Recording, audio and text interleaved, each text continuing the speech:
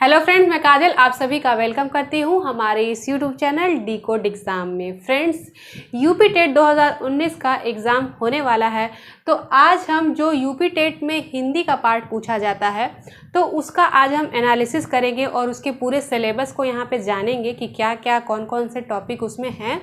और ये हम देखेंगे कि 2011 से लेकर के अभी तक 2018 तक में जितने भी पेपर हुए हैं उसमें हिंदी में किस किस टॉपिक से कितने कितने मार्क्स के क्वेश्चंस पूछे गए हैं। तो चलिए आज के वीडियो में हम यही समझेंगे। तो चलिए शुरू करते हैं आज की क्लास।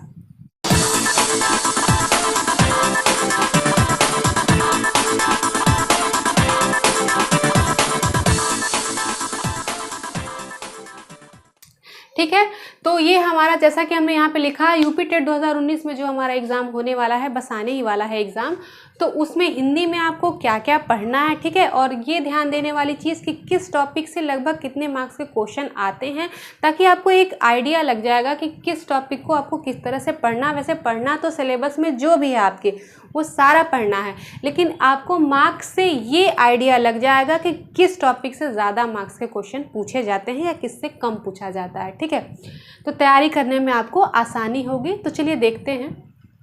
देखिए, पहला जो एक अनुच्छेद आता है आपका, ठीक है, हिंदी में आप देखेंगे अनुच्छेद से क्वेश्चन पूछा जाता है। तो कभी कभी आप देखेंगे सिर्फ दो ही, एक अनुच्छेद छोटा सा दे देगा और उसी से 2 नंबर के क्वेश्चन पूछ लेंगे, कभी 2 कभी 3।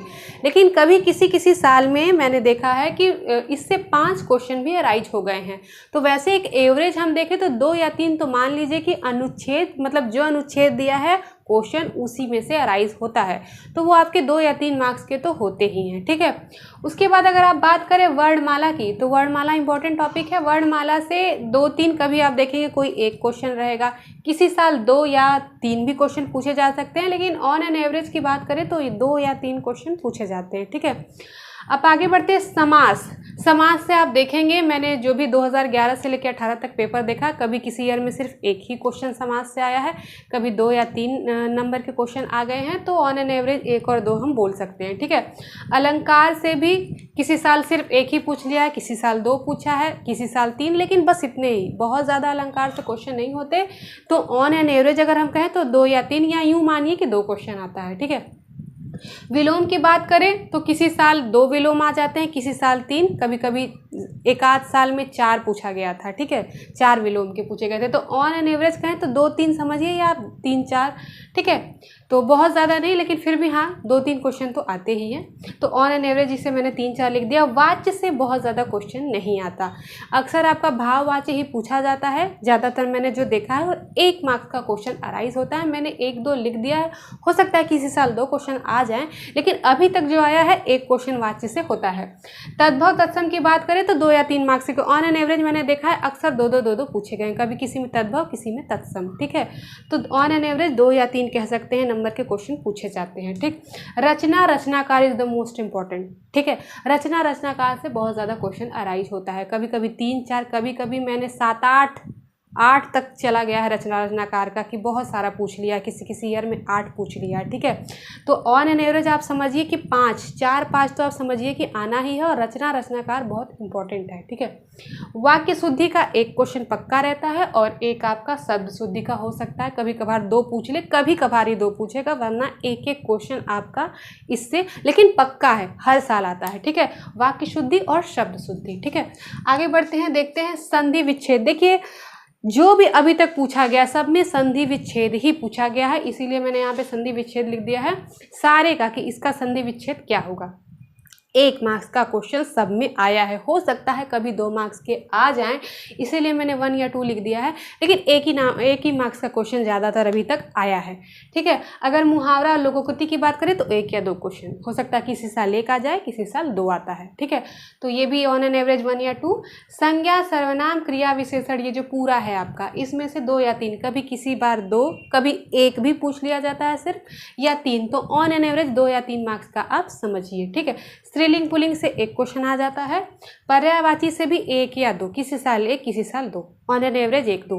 ठीक है, पत्रिका और संपादक का क्वेश्चन जरूर पूछा जाता हो सकता है किसी साल एक ही पूछे, किसी साल 2 या 3 भी पूछ लिए जाते हैं। तो ऑन एन एवरेज मैंने 1 या 2 दे दिया। रस से एक आध क्वेश्चन आ जाता है, 1 या 2, ज़्यादातर अभी तक देखे एक आध क्वेश्चन आता है।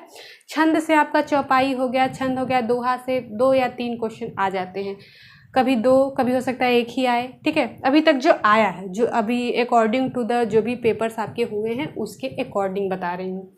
ठीक है, तो ऑन एन एवरेज 2-3 छंद आप कह सकते हैं। और ये सारा आपका सिलेबस है यूपी टेट का। ठीक है, हिंदी का कारक से 1 क्वेश्चन होता है, ज़्यादातर 1 ही होता है, कभी कभार ही 2 पूछ लेगा। ठीक, वाक्यांश के लिए 1 शब्द 1 मार्क्स का आता है, अभी तक 1 ही आया है। बोली से भी 1 या आप 2 भी कह लीजिए, वैसे ज़्यादातर सिर्फ 1 मार्क्स का क्वेश्चन बोली से आता है। ठीक है, पेडागोजी से 3-4, कभी 5 भी हो जाते हैं पेडागोजी से आपके। ठीक है, कभी 2 हो सकते हैं, नहीं तो 3-4 तो ऑन एवरेज मानिए, हो सकता है कि इस साल 5 भी आ गए हैं। ठीक है, तो पेडागोजी से आपका ये है। विराम चिन्ह को आप चाहें तो वाक्य शुद्धि में ही ऐड कर सकते हैं, वाक्य शुद्धि पूछ लेगा तो विराम चिन्ह नहीं पूछेगा। ठीक है, तो 1 इसका भी आता है, चाहे वो पूछे चाहे ये पूछे। ठीक है, अभी तक जो आया है। और आपका उपसर्ग प्रत्यय से 2 क्वेश्चन ऑलमोस्ट, कभी कभार 1 नहीं तो 2 क्वेश्चन आ ही जाते हैं, उपसर्ग और प्रत्यय। किसी में उपसर्ग पूछ लेगा और किसी में प्रत्यय पूछ लेता है। ठीक है, तो हमने यहाँ पे देखा अनुच्छेद भी आपका 2-3 ही होता है, लेकिन किसी किसी साल मैंने देखे हैं 4-5 पूछ लिए गए हैं 1 अनुच्छेद से सिर्फ सारे क्वेश्चन। ठीक है, तो यहाँ पे ये जितना भी हो सकता है, एक आध मेरा हमसे कुछ छूट गया हो तो आप उसे देख लीजिएगा सिलेबस में, लेकिन ये सारा आपका सिलेबस है। और अभी तक 2011 से लेके 18 तक में जो भी मैंने एनालिसिस किया है हिंदी के पार्ट का यूपी टेट का, तो वो आपका इस तरीके से इतने इतने मार्क्स का ऑन एन एवरेज क्वेश्चन इतने इतने मार्क्स के आपके आए हैं। ठीक है, तो आई होप कि इसके अकॉर्डिंग आप स्टडी करेंगे या आप अपना भी सिलेबस देख लीजिए। ठीक है, तो एक मैंने आपको आइडिया दे दिया है कि किस टॉपिक से कितने मार्क्स के क्वेश्चन पूछे जाते हैं, तो ऐसे आपको एग्ज़ाम में तैयारी में थोड़ी हेल्प हो जाएगी इससे। ठीक है, तो आई होप कि आपको ये वीडियो अच्छा लगा होगा। ठीक है, तो अब आपका ये जो सिलेबस हो गया और इसके अकॉर्डिंग मैं आपको यूपी टेट का हिंदी पढ़ाऊंगी यहाँ पे डिकोड एग्जाम चैनल पे। ठीक है, तो तैयार हो जाइए आप। ठीक है, इस मैंने आपको यहाँ पे एनालिसिस कर दिया है। अब जो भी सिलेबस में आपके है, ठीक है, वर्णमाला से हम शुरू करेंगे, तो सारा हम 1 बाय 1 यहाँ पे कवर करेंगे अपना। ठीक है,